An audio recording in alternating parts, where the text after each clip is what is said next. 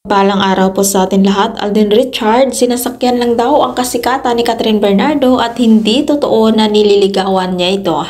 Sumikat si Alden Richard sa tambalan nila ni May Mendoza at talaga ng mga tinangkilik at minahal ng mga tao ang kanilang tambalan na aldab noon sa noontime show na It Bulaga. At dito sumikat si Alden Richard at sunod-sunod ng mga proyekto at maging mga endorsement niya. Subalit biglang nawala ang tambalang Aldab dahil na rin sa personal na rason ni na May Mendoza at maraming Aldab fans ang nalungkot dahil dito.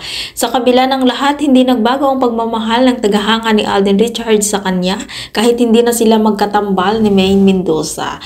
Sa ngayon, buhay na buhay ang Katden fans ang tambalan nila ni Catherine Bernardo.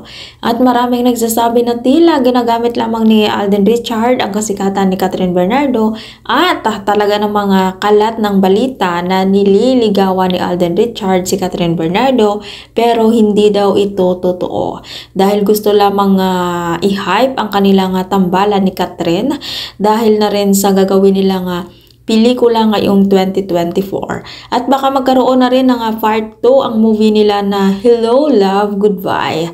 Sa ngayon, marami ang gustong makatrabaho si Catherine Bernardo dahil hindi naman lingid sa kaalaman ng marami na namamayagpag si Catherine Bernardo sa ngayon.